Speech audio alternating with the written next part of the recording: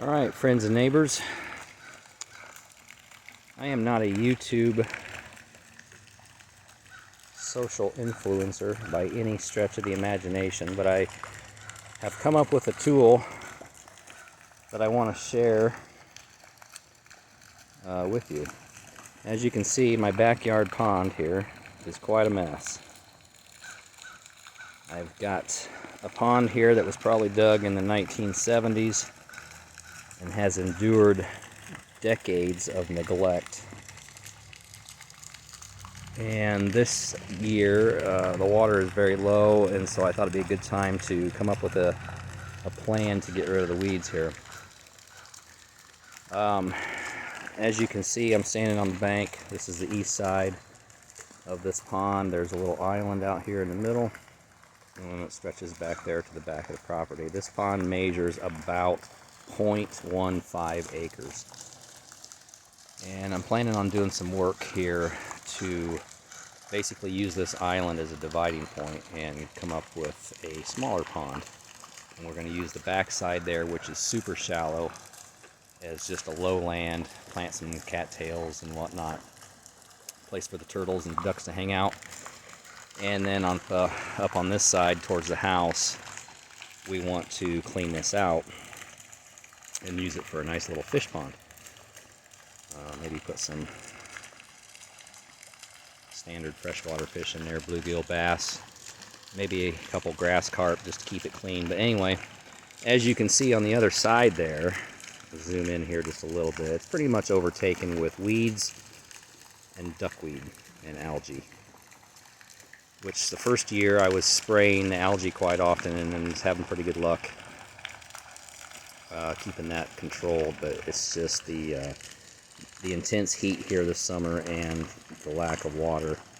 That's why I've got a pump running, trying to get some oxygen into the water just to keep the fish alive. There is a few small fish in here. But anyway, getting to the point of this video, I was raking this side over here with one of these standard lake rakes. You can see I've got a rope tied to the end, and I was just pitching it out there, and I was coming up with some seaweed and a lot of muck and leaves, sticks and so on, and got a few good piles here, kind of letting it drain out and dry out, and then I'm going to use a pitchfork and pick it up and get rid of it. However, I decided that wasn't fast enough for me, and I come up with a more aggressive way. As you can see, look at this pile. And what I did is I just went to Menards and bought some steel out of their little steel rack. And what this consists of here is a piece of, let's say that's probably 1 inch angle, 1 inch, 1/8 inch thick, 1 inch steel angle. I've got a piece of 3/4 inch steel tubing, square tubing, 3-piece long. By the way, I cut down this angle to 24 inches wide.